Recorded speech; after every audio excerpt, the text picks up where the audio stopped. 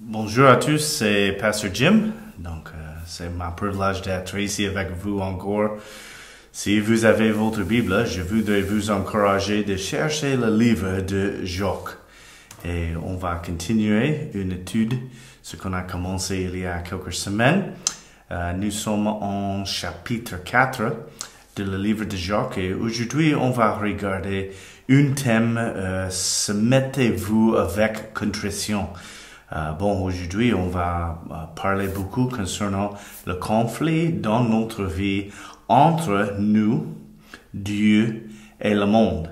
Et bien sûr, il y a un grand conflit dans notre vie. Dans notre vie, il y aura les moments de conflit. Et comme j'ai dit, le plus grand conflit dans notre vie, c'est entre nous et Dieu et le monde. Et on va suivre quoi? Est-ce que ça sera Dieu chaque jour ou est-ce que ça sera le monde, le chair? Les conflits peuvent arriver sans une signe et bien sûr les conflits sont difficiles comme des épreuves. La vraie question est comment vous répondrez des conflits? Quand les conflits viennent, comment est-ce qu'on va agir dans la face de ces conflits?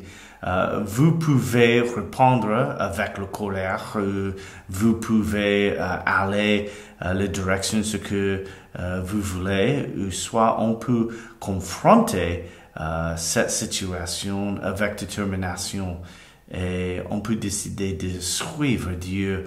En effet, vous pouvez l'approcher avec un mal esprit, ou soit on peut approcher avec l'humilité, comme Jésus-Christ a. Alors, ici, en chapitre 4, Jacques notait qu'il y avait le problème des membres de l'Église et pour cette raison, il a décidé de dresser ce problème pour essayer de corriger. La première section de ce chapitre s'adresse au thème du conflit. La nécessité de chaque chrétien, c'est très important de suivre Dieu et s'approcher chaque conflit avec la puissance de Dieu. Un grand thème, une grande pensée aujourd'hui, nous devons éviter le conflit. Comment? Laissez-nous regarder Jacques chapitre 4. L'apparence du conflit entre les croyants de Christ était suffisante pour Jacques ici d'écrire cette lettre ou dans cette lettre et exprimer son indignation contre eux. Son ton dans cet chapitre a changé depuis chapitre 1, 2 et 3. Pour ici, dans le premier quelques chapitres, il a continué de dire mes frères. Mais ici, il va aller directement vers les croyants et il va attaquer le thème du conflit.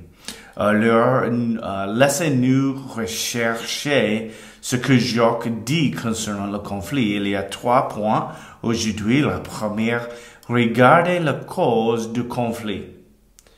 Regardez la cause du conflit. Versets 1 et 2.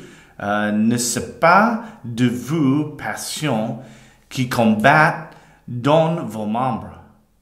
Vous convoitez et vous n'obtenez pas. Vous ne pouvez être satisfait. Vous luttez et vous faites la guerre. Et vous n'obtenez pas parce que vous ne demandez pas. La question est bien posée par Jacques quand il a dit d'où viennent les dissensions et le choral. Et on peut regarder ça dans versets 3 et 4. Mais ça, c'est la pensée. Ça vient de où? Le choral et les dissensions. Il ne permet pas le temps pour nous de penser rapidement. Il va entrer, il dit, vos passions est la source de ces conflits. Donc, le conflit, ce qu'on parle aujourd'hui, c'est le conflit qui est dans notre cœur. Un conflit entre la chair et l'esprit. Et on va combattre ça spirituellement. Et chaque jour, on doit décider est-ce que ça c'est Dieu, ce que je vais le suivre, le monde. Le mot passion ici, passion c'est en grec, c'est l'hédonisme. Donc, c'est une pensée d'une égotiste, une personne qui pense de eux-mêmes plusieurs de fois. Donc, Jacques a demandé quelle est la source de cette passion, c'est vos membres. Et quand il a dit vos membres, il ne parle pas concernant les membres de l'Église, mais en lieu de ça, il est en train de parler de notre corps même. Donc, c'est nous-mêmes, c'est nos membres, c'est nos bras, c'est nos pieds, c'est nos yeux, c'est nous-mêmes qui est la source de ce conflit. C'est nous-mêmes. Paul le dirait en Romains, concernant le thème de le même topic, Romains chapitre 6, verset 13, il a dit, ne livrez point vos membres au péché pour être des instruments des iniquités, mais donnez-vous à Dieu comme des morts, étant devenus vivants et consacrez vos membres à Dieu pour être des instruments de quoi? Justice. Alors, le conflit donne naissance à nous par nos passions ou mal désirs. Si notre désir n'est pas le même que Christ, qu'il sera toujours conflit. En verset 2, la Bible a dit, il dit, vous convoitez et vous obtenez pas, vous ne pouvez être satisfait, vous luttez et vous faites la guerre et vous obtenez pas parce que vous ne demandez pas. Donc, pensez avec moi, Jacques a dit, vous convoitez le monde, tu désires les choses de le monde, mais tu n'obtiens pas. Et après, il dit, tu fais la guerre, mais tu n'obtiens pas. Tu as fait rien, tu as gagné rien. Et c'est vide.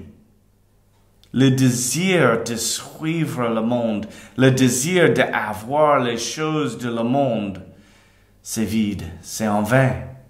On peut chercher, on peut faire la guerre, on peut voler, on peut chasser, on peut faire n'importe chose d'essayer de gagner les choses de le monde, mais à la fin de la journée, ça ne peut nous satisfaire. Et aussi, c'est complètement et 100% vide. Et pourquoi? Parce que ces désirs sont mal. Ces désirs n'est pas spirituel, ça ne vient pas de Dieu.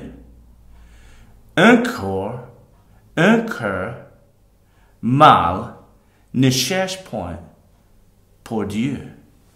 Jacques l'a expliqué ici quand il a dit « Et vous n'obtenez pas parce que vous ne demandez pas. » Donc, la deuxième chose on doit regarder, la première chose qu'on a noté était regarder la cause du conflit. C'est nous, c'est nos passions de suivre le monde. Et maintenant, il y a un conflit dans notre cœur entre la guerre spirituelle contre la chair et l'esprit dans nous.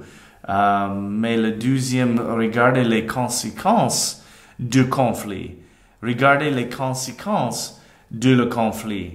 Le correct moyen pour les chrétiens d'obtenir et pour toujours chercher Dieu. Une raison pourquoi un croyant ne reçoit pas de Dieu et à cause de le moyen, c'est qu'il demande. Jacques chapitre 4 verset 3 a dit, vous demandez et vous ne recevez point parce que vous demandez quoi? Mal. Et donne le vous de satisfaire à vous plaisir. Pourquoi ça c'est mal? Parce que tu es en train de demander les choses qui est pour vous. Ce n'était pas les choses qui va glorifier notre Seigneur et Dieu. On ne priait pas votre volonté, Dieu, devant la mienne. Jacques était en train de dire ici, les chrétiens étaient en train de demander les choses pour eux, pour avancer leur programme, mais ce n'était pas pour avancer le plan de Dieu. Le mot mal ici, c'est une pensée une motivation égocentrique, un désir égoïste. Donc, une mal.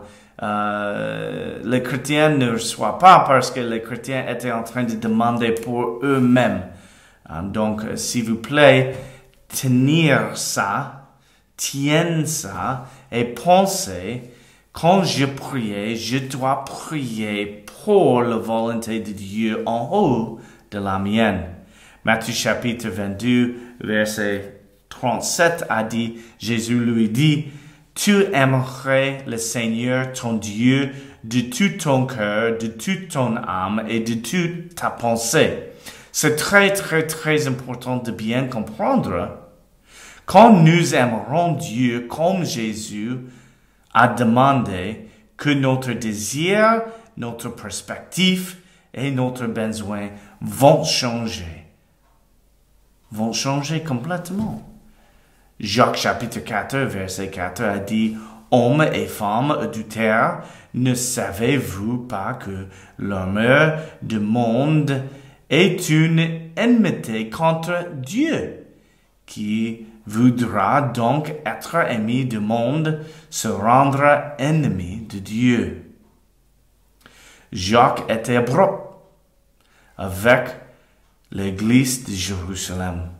Il dit que vous êtes comme une adultère spirituellement. Quand vous partiez, Dieu et cherchez le désir de le monde. Jacques a dit, si vous désirez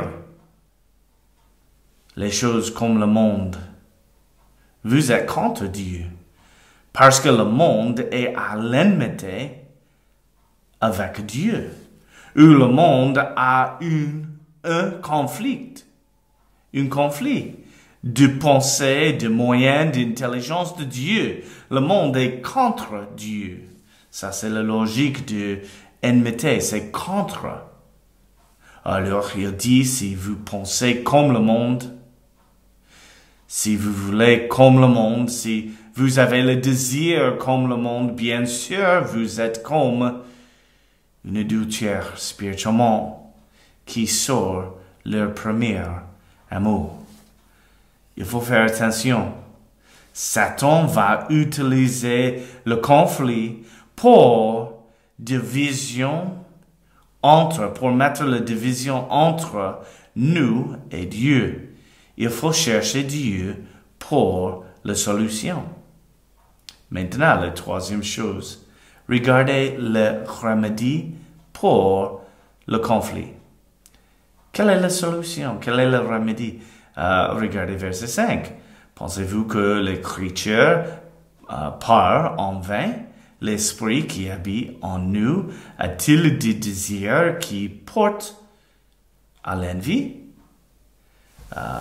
L'esprit ici, c'est le Saint-Esprit, je crois. Et bien sûr, Jacques exécute une question rhétorique. Une question rhétorique, c'est une question qui est demandée. Et ce n'est pas nécessaire pour répondre parce qu'on déjà sait la bonne réponse, mais il demande l'Esprit, le Saint-Esprit, qu'il habite en nous. A-t-il du désir qui porte en envie? Non. Non, ce n'est pas la vérité. Et verset 6, au contraire, Jacques a dit, c'est contraire. Il accorde une grâce plus grande. C'est pourquoi l'Écriture dit, Dieu résiste aux orgueilleux, mais il fait grâce aux humbles.